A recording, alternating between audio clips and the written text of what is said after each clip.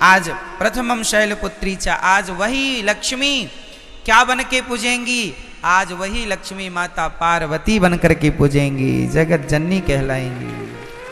आज उनके हम पार्वती स्वरूप का पूजन करेंगे।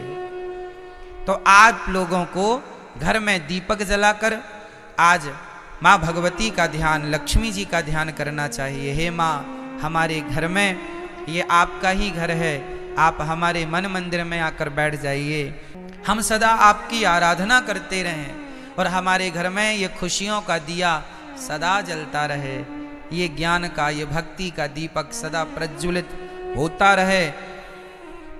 आज के दिन आपको राम रक्षा स्तोत्र, नारायण कवच का पाठ करना चाहिए। जो भी पाठ करेंगे, कुछ ना आवे तो श्रीमन नारायण आप आज श्रीमन नारायण का जाप करें तो वह नारायण का जाप भी सिद्ध होगा।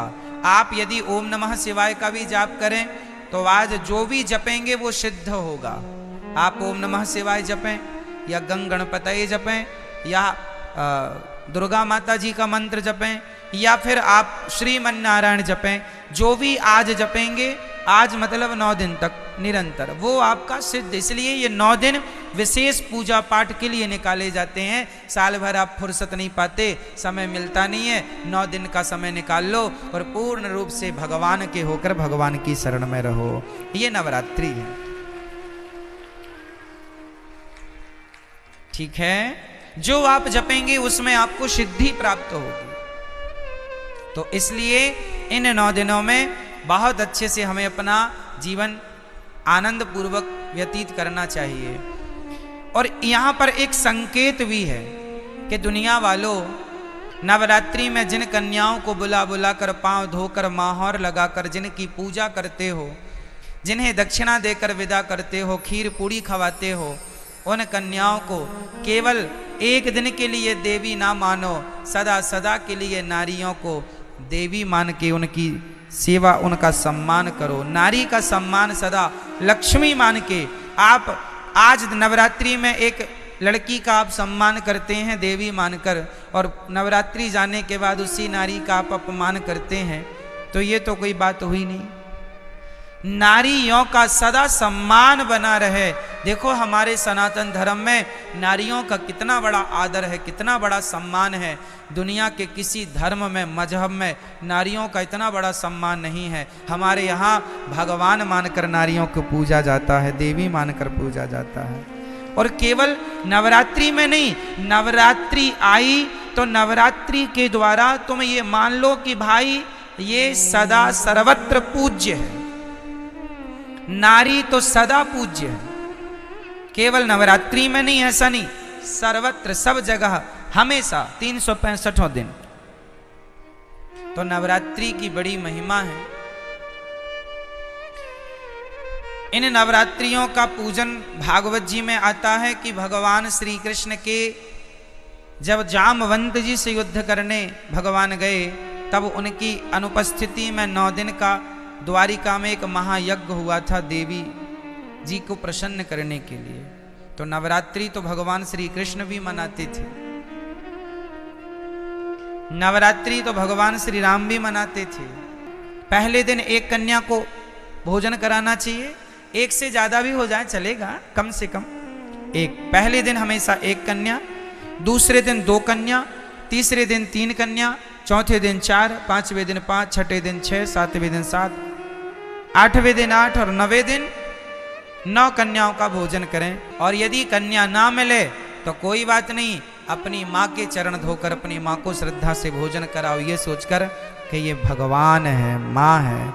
माँ आपके घर में कन्या ना हो तो माँ तो है, तो माँ की चरण धोकर माँ का सम्मान कीजिएगा, ठीक है। ये नवरात्रि में देवी का पूजन, तो देवी तुम्हारी माँ देवी नहीं है क्या? क्यों? माँ से बड़ी कोई देवी है? इसलिए अपनी माँ। कई लोग ना अभी इस नवरात्रि में तो नहीं, जो अगली नवरात्रि आएगी वो नवरात्रियों में, उस नवरात्रियों में लोग माता जी घर घर बिठाते हैं, हर गली चौराहे में माता जी बैठती हैं ना। हम कहते हैं कि आप मिट्टी की माता जी बनवा के बिठाते हैं, अच्छा है, सम्मान कीजिए, श्रद्धा रखिए, अच्छा है, सब ठीक है।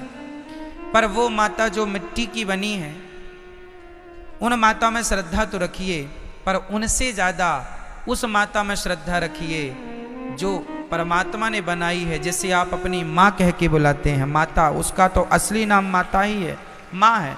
विडंबना तो ये है कि आज लोग मंदिरों में जाके माता जी को तो जल चढ़ाते हैं, माता जी की जय जयकार करते हैं, पर खुद की माता जी भूखी मर रही हैं, खुद की जन्म देने वाली माता प्यासी मर रही हैं, और आप जय माता दी के नारे लगा रहे हैं। इससे फायदा क्या है ये बताइए। कई लोग ना बड़ी होड़ करते हैं, खासकर नवरात्रियों में। क्या होड़ करते हैं कि उन्होंने भंडारे में 50,000 खर्च किया, हम 1 लाख का भंडारा करेंगे। उस कॉलोनी में 2 लाख का भंडारा हुआ, हम 3 लाख का भंडारा करेंगे। क्या होगा, इससे तुम देवी को खुश कर लोगे? अरे ये ना देखो कि भंडारा कितना बड़ा करना है। ठीक है, जरूरतमंदों को भोजन कराना जरूरी है, ठीक है, कराना चाहिए, अन्नदान श्रेष्ठ दान है। पर ये मत भूलिए कि आप अपनी 50,000 का भंडारा तो आप करा रहे हैं, सबको खिला रहे हैं, पर खुद की माँ बुढ़ापे में अलग बनाकर खा रही है, तो आप कौन सी देवी को खुश कर रहे हैं? क्या आपके इस व्यवहार से आपकी खुद की माँ भूखी मर रही है और आप सबको भरपेट भोजन कराएं, क्या आपके इस व्यवहार से माँ भगवती प्रसन्न हो जाएगी? इसका विशेष ध्यान रखना चाहिए। और हम सभी को इंसानों को भगवान मानना चाहिए। किसको भगवान मानना चाहिए? हमारी माँ भगवान है, हमारे पिता भगवान है, हमारे पति भगवान है, हमारे गुरु भगवान है, हमारे अतिथि भगवान है। जो इनमें भगवान का दर्शन कर लेगा वो फिर पत्थरों में भी ईश्वर का दर्शन कर लेगा। जो इंसानों में ना कर पाया वो पत्थर कभी नहीं पूजता रहे, झूठा पूज रहा है, झूठे ही है ना। कबीर जी लिखते हैं कि पाहन पूजे हरि मिले, पाहन मीन्स पत्थर होता, पाहन पूजे हरि मिले, तो मैं पूजू पहाड़, तासे तो चक्की भली, जो पीस खाए संसार। पत्थर ही पूजना है तो तुम्हारी चक्की भी पत्थर की होती है, उसी को पूज लो, क्योंकि वो तो कम से कम तुम्हें आटा देती है पीस के। पत्थर ही पूजने हैं तो चक्की को क्यों नहीं पूजते? तो पत्थर पूजने की बातें नहीं है हमारे सनातन धर्म में। हमारे यहां मंदिर बाद में बने हैं। सनातन धर्म की गहराइयों को समझना पड़ेगा। कई लोग कहते हैं सनातन धर्म में तो पत्थर की पूजा होती है। ना जी, हमारे यहां पत्थर की पूजा नहीं होती। किसकी पूजा होती है वो मैं आपको आज स्पष्ट कर देता हूं। सुनो, हमारे वेद कहते हैं, पहला वाक्य है मातृदेवो भव, पितृदेवो भव, आचार्य देवो भव, अतिथि देवो भव। ये 4 वाक्य वेद का पहला मंत्र है। ये वेद यहां से शुरू होते हैं। पहली आज्ञा वेदों की क्या है? मातृदेवो भव, मां को भगवान मानकर सेवा करो, ये वेदों की पहली आज्ञा है। पिता को भगवान मानकर उनकी सेवा करो, ये वेद की दूसरी आज्ञा है। अतिथि को भगवान मानकर सेवा करो, ये तीसरी आज्ञा है। और गुरु को भगवान मानकर सेवा करो, ये चौथी आज्ञा है। अब सोचो, ध्यान से समझना, जो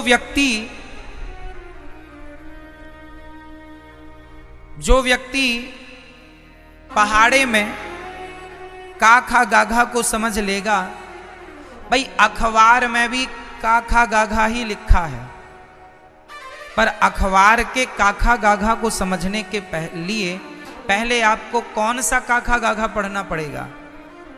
स्कूल में जाकर, स्कूल में हमें बुक मिलती है, उसमें जो काखा गाघा लिखा है उसको पहले मास्टर जी समझाते हैं। जब आप स्कूल जाके काखा गाघा समझ लेंगे तो फिर अखबार का काखा गाघा समझ में आ जाएगा।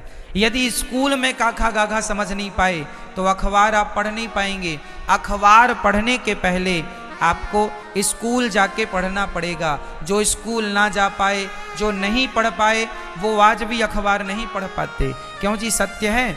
अखबार पढ़ने के पहले क्या पढ़ना पड़ेगा?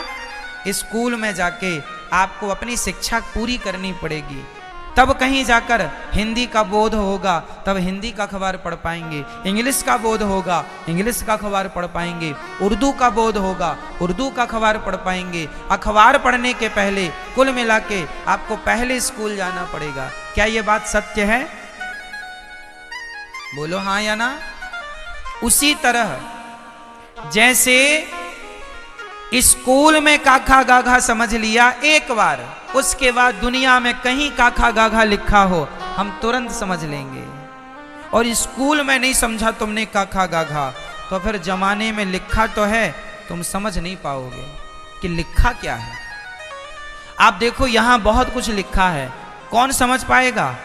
जिन्हें अक्षरों का ज्ञान है। ज्ञान ही नहीं है, 52 अक्षर का कोई ज्ञान नहीं है, नॉलेज नहीं है, तो लिखा तो बहुत कुछ है, कहां कोई पढ़ पा रहा है।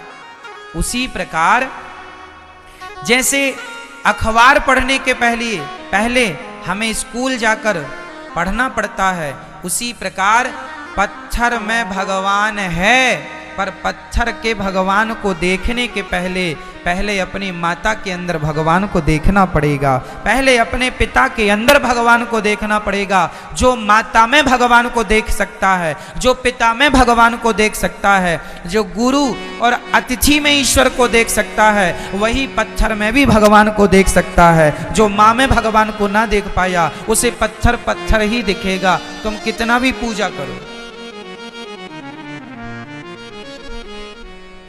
पत्थर है, कहते हैं, कहावत सुना होगी आपने, अनपढ़ के लिए काला अक्षर भैंस बराबर। अनपढ़ के लिए कहावत है काला अक्षर। सुनी कहावत ये वाली कि नहीं? क्या अर्थ है इस कहावत का? अनपढ़ है, उसे तो काला काला दिख रहा है। भाई पुस्तक लिया तो अखबार लिया है, बस अब काला काला, क्या काला काला पूत दिया। अरे पगले, उसमें बहुत कुछ लिखा, लेकिन क्या करे, अनपढ़ है, काला अक्षर भैंस बराबर। उसे काला नजर आता है, उसे काले में अक्षर नजर नहीं आ रहे, क्योंकि पढ़ा नहीं है। उसी प्रकार जिसने अपनी माता में भगवान को ना देखा, उसे तो काला पत्थर ही नजर आएगा, उसे भला पत्थर में भगवान कैसे नजर आएंगे। जिसे माँ में भगवान दिखता होगा, जो चैतन्य वस्तु में भगवान को देख सकता है, वही जड़ वस्तु में भी ईश्वर को देख सकता है। माँ चैतन्य है कि जड़ है? बोलो जोर से। मेरी माँ, पीछे वाली मैया, आज नवरात्रि मौन व्रत तो नहीं है आपका? डे बोले हम चुप्पी टाप रहेंगे महाराज। मां चैतन्य है या जड़ है? जोर से। और पत्थर चैतन्य है या जड़ है? मां चैतन्य है, जबकि पत्थर जड़ होता है। तो जो व्यक्ति चैतन्य मां में ईश्वर का दर्शन कर सकता है, जो चैतन्य में भगवान को देख सकता है, वही जड़ में भी भगवान को देख सकता है। जो चैतन्य में ना देख पाया, उसके लिए काला अक्षर भैंस बराबर है। कई लोग कहते हैं ना, भगवान कहाँ है? ये सब वही लोग हैं, काला अक्षर भैंस बराबर। भाई, हिंदी का अखबार पढ़ने के लिए कौन सा सब्जेक्ट पढ़ना पड़ेगा? बोलते चलो। हिंदी। इंग्लिश का अखबार पढ़ने के लिए इंग्लिश, उर्दू का अखबार पढ़ने के लिए तमिल का अखबार पढ़ने के लिए, बंगाली अखबार पढ़ने के लिए बंगाली। उसी प्रकार भगवान को पढ़ने के लिए भक्ति की पढ़ाई चाहिए, भक्ति की शिक्षा चाहिए। आपने भक्ति की पाठशाला में कभी आपने अध्ययन किया नहीं, तो भगवान तो जैसे अखबार में सब लिखा है, पढ़ना आना चाहिए। उसी प्रकार ईश्वर तो कण कण में लिखा है, बस पढ़ना आना चाहिए। ईश्वर तो हरि व्यापक सर्वत्र, हमारा कन्हैया तो घट घट में समाया है, बस तुम्हें पढ़ना आए बस।